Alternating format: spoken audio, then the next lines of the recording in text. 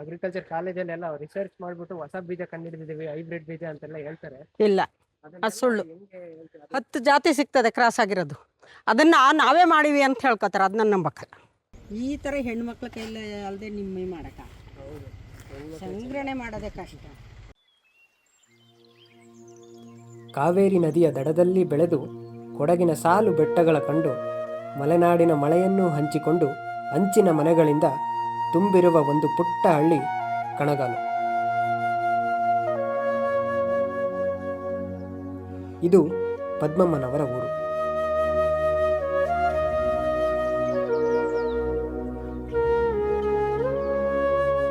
ದೇಶಿ ಬೀಜ ಸಂರಕ್ಷಣೆಯಿಂದ ಇವರು ಎಲ್ಲರ ಮನೆಗೂ ಮನಸ್ಸಿಗೂ ತಲುಪಿದ್ದಾರೆ. ಹಳ್ಳಿಯಲ್ಲಿಯೇ ಉಳಿದು ಸುಮಾರು 150ಕ್ಕೂ ಹೆಚ್ಚು ವಿಧದ ಬೀಜಗಳನ್ನು ಸಂಗ್ರಹ ಮಾಡಿದ್ದಾರೆ. ಇವರ ಪರಿಚಯವನ್ನು ಅವರಿಂದಲೇ ಕೇಳೋಣ ಬನ್ನಿ. ಸರ್, ನನ್ನ ಹೆಸರು ಪದ್ಮಮ್ಮ. ಮೈಸೂರು ಜಿಲ್ಲೆ ಪಿರಿಯಾಪಟ್ಟಣ ತಾಲೂಕು ಬೆಟ್ಟದಪುರ ಮಾರ್ಗ, ಹೊಳಗ್ನಳ್ಳಿ ಕ್ರಾಸು, ಪುಟ್ಟಣ್ಣ ಕಣಗಾಲು. ಇದೇ ಅಡ್ರೆಸ್ಸಿಗೆ ಬಂದರೆ ಅದೇ ತಂದು ಮನೆ ತಕ್ಬಿಡ್ತದೆ ಅಂತ ಹೇಳ್ತಾರೆ ಕೆಲವರೆಲ್ಲವ. ಇದೇ ನನ್ನ ಅಡ್ರೆಸ್ಸು, ಫೋನಿಗೆ ಕಳಿಸು ಅಂತಾರೆ. ನಾನು ಅಷ್ಟು ಓದಿಲ್ಲ, ಬಾಯೇ ನನ್ನ ಅಡ್ರೆಸ್ಸು. 75 ವರ್ಷದ ಇವರು ತಮ್ಮ ಮನೆಯ ಹಿತ್ತಲಲ್ಲಿಯೇ ಸಣ್ಣ ಕೈತೋಟವನ್ನು ಮಾಡಿ ಅಲ್ಲಿಯೇ ತಮಗೆ ಬೇಕಾದ ತರಕಾರಿಗಳನ್ನು ಮತ್ತು ಹಲವಾರು ತಳಿಗಳನ್ನು ಸುಮಾರು 20 ವರ್ಷಗಳಿಂದ ಸಂರಕ್ಷಿಸಿಕೊಂಡು ಬಂದಿದ್ದಾರೆ. ಇದುವರೆಗೂ ಇವರಿಗೆ 30ಕ್ಕೂ ಹೆಚ್ಚು ಪ್ರಶಸ್ತಿ ಪುರಸ್ಕಾರಗಳು ಲಭಿಸಿವೆ. ರಾಷ್ಟ್ರೀಯ ಪ್ರಶಸ್ತಿಯನ್ನು ಪ್ರಧಾನಮಂತ್ರಿಗಳಿಂದಲೇ ಇವರು ಪಡೆದುಕೊಂಡಿದ್ದಾರೆ. ನಾಟಿ ತಳಿ ಬೀಜಗಳೆಲ್ಲ ನಾಶವಾಗಿ ಹೋಗ್ಬಿಟ್ಟಿದ್ದು, ಸಿಕ್ಕದೇ ಕಷ್ಟಕ್ಕೆ ಬಂದಿತ್ತು. ಅದರಿಂದ 20 ವರ್ಷದಿಂದ ನಾನು ಅದು ಅಭಿವೃದ್ಧಿ ಮಾಡಿರೋ ಉದ್ದೇಶ ಇಟ್ಕೊಂಡು ಎಲ್ಲರೂ ಸಂತೋಷ ಪಟ್ಕೊಂಡು ನಮಗೆ ಭೇಟಿ ಕೊಡ್ತಾರೆ. ಇವರ ದೈನಂದಿನ ಕೆಲಸ ಆರಂಭವಾಗುವುದು ಮನೆಯ ಹಿತ್ತಲ ಕೈತೋಟದಿಂದಲೇ. ಜೀವಾಮೃತವನ್ನು ಸಿದ್ಧಪಡಿಸಿ ಪ್ರತಿ ಗಿಡಕ್ಕೂ ಪೋಷಣೆ ನೀಡುವುದು.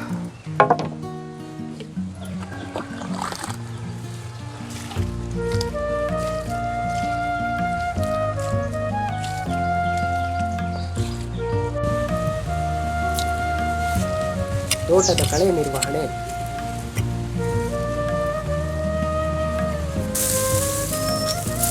ಮತ್ತು ಪ್ರತಿ ಗಿಡದ ಆರೋಗ್ಯ ವಿಚಾರಿಸುವುದು.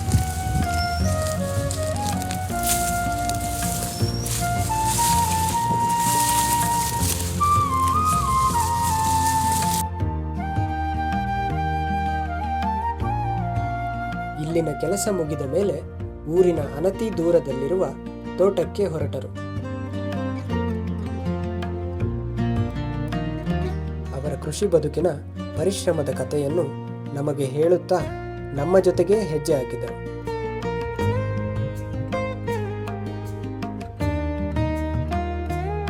ನಮ್ಮ 3 ಎಕರೆ ಜಮೀನನ್ನು ಸಂಪೂರ್ಣ ಸಾವಯವ ಪದ್ಧತಿಯಿಂದಲೇ ನಿರ್ವಹಿಸುತ್ತಿದ್ದಾರೆ. ಯಾವುದೇ ರಾಸಾಯನಿಕಗಳನ್ನು ಬಳಸದೆ ಉತ್ತಮವಾದ ಇಳುವರಿಯನ್ನು ಪಡೆಯುತ್ತಿದ್ದಾರೆ.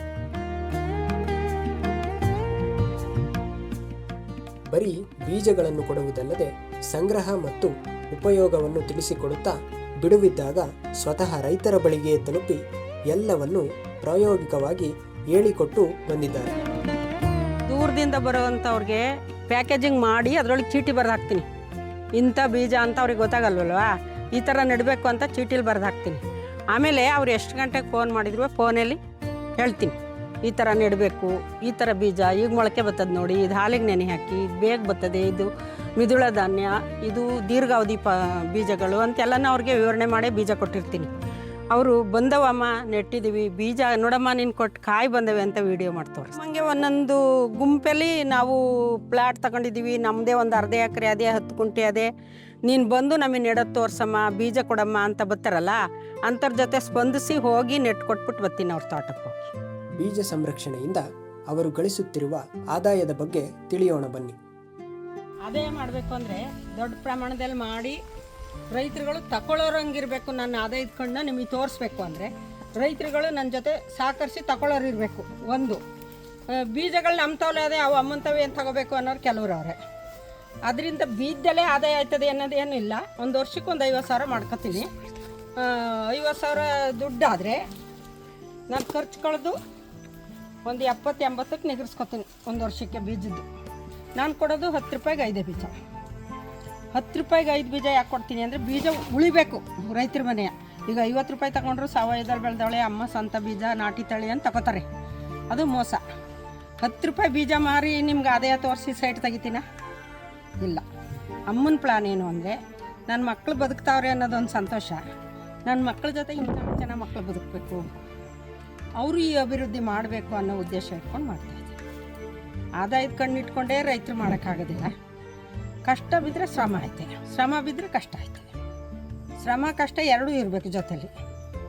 ಅದರಿಂದ ನಮಗೆ ತಿಳಿಯೋದೇನಪ್ಪ ಅಂದರೆ ಆರೋಗ್ಯ ಚೆನ್ನಾಗಿರ್ತದೆ ಅಲ್ವಾ. ನಾವು ಏನು ಸಂಪಾದನೆ ಮಾಡ್ತೀವಿ ಅಂದರೆ ಸಂಪಾದನೆ ಯಾರೂ ಹೊತ್ಕೊಂಡು ಹೋಗಲ್ಲ, 4 ಜನಕ್ಕೆ ಹಂಚ್ತೀವಲ್ಲ ಆ ಸಂಪಾದನೆ ಇದಕ್ಕಿಂತ ದೊಡ್ಡದು ಯಾವುದು. ಅವರ ಮಗನಾದ ಮಧು ಅವರ ಅನಿಸಿಕೆಗಳನ್ನು ಕೇಳೋಣ ಬನ್ನಿ. ಈಗ ನಿಮ್ಮ ತಾಯಿಯವ್ರು ಮಾಡ್ತಾ ಇದ್ದಾರಲ್ಲ, ಈಗ ದೇಶಿ ಬೀಜಗಳ ಸಂರಕ್ಷಣೆ ಮಾಡ್ತಾ ಇದ್ದಾರೆ. ಈಗ ಇಂಥ ತಂದೆ ತಾಯಿ ಸಿಗೋದು ಎಷ್ಟೋ ಕೆಲವೊಬ್ಬರು ಸಾವಿರದಲ್ಲಿ ಒಬ್ಬರಿಗೆ ಲಕ್ಷಕ್ಕೊಬ್ಬರು ಅಂತ ನಾನು ಅನ್ಕೊಡ್ತೀನಿ. ನನ್ನ ಮನೋಭಾವನೆ ಅಷ್ಟೇ. ಈ ರೀತಿ ತಂದೆ ತಾಯಿ ಒಂದು ಎಲ್ಲ ರೀತಿಯಲ್ಲಿ ಹೆಲ್ಪ್ ಮಾಡೋಂಥ ತಂದೆ ತಾಯಿಗಳು ಎಲ್ಲರಿಗೂ ಸಿಗೋದು ತುಂಬ ಕಷ್ಟ. ಅದರಲ್ಲೂ ನಮ್ಗೆ ಸಿಕ್ಕಿದ್ದಾರೆ ಅಂತ ಅಂದರೆ ನಮ್ಗಂತ ತುಂಬಾ ಹೆಮ್ಮೆ ಅನಿಸುತ್ತೆ. ತುಂಬಾ ಹೆಮ್ಮೆ ವಿಚಾರ ಅದು. ಒಂದು ಯಾವ ವಿಚಾರದಲ್ಲಾಗಿ ಒಂದು ನಮಗೆ ತುಂಬ ಸಪೋರ್ಟ್ ಮಾಡ್ತಾರೆ ನಮ್ಮ ಅಪ್ಪ ಅಮ್ಮ. ಇದು ನಮ್ಮ ಅಪ್ಪ ಅಮ್ಮನ ಪರಿಶ್ರಮನೇ ಈ ತೋಟ ಎಲ್ಲ ಪೂರ್ತಿ ಏನಿದೆ ಅಲ್ಲಿಂದ ಅಲ್ಲಿಗಂತ 1 ಎಕರೆ ನಮ್ಮ ಅಪ್ಪ ಅಮ್ಮ ನೆಟ್ಟು.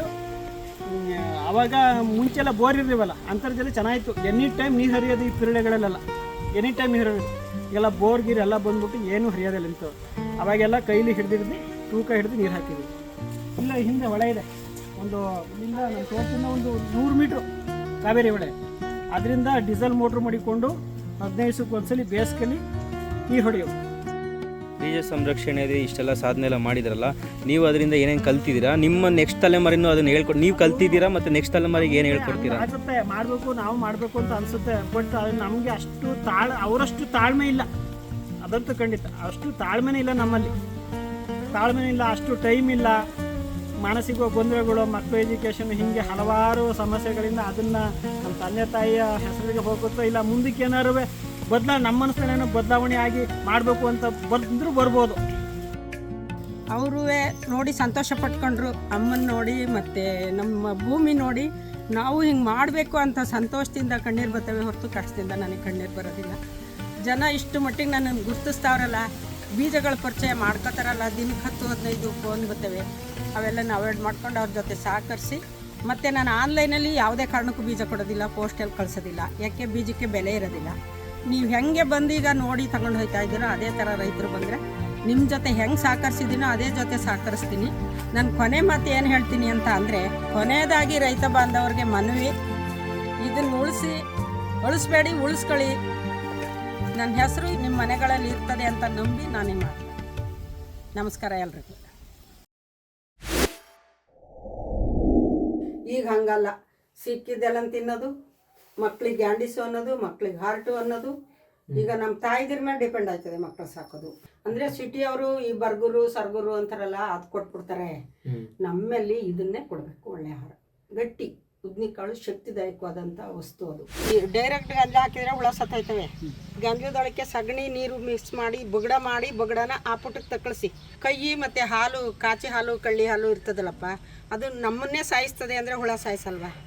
ಆಗ ಹಾಲು ಬರೋದು ಹಾಕಬಾರ್ದು ಅಂತ ನನಗೆ ಟ್ರೈನಿಂಗ್ನಲ್ಲಿ ಮತ್ತು ನನ್ನ ತಿಳುವಳಿಕೆ ಮೇಲೆ. ಇದು ತುಪ್ಪೀರೆ, ಇದು ಸಂಬಾರ, ಇದು ಬಿಳಿ ರಾಗಿ, ಇದು ಪುಂಡಿನ ಸೊಪ್ಪು, ಇದು ಮೀಟ್ ಅಳಸಂಡೆ,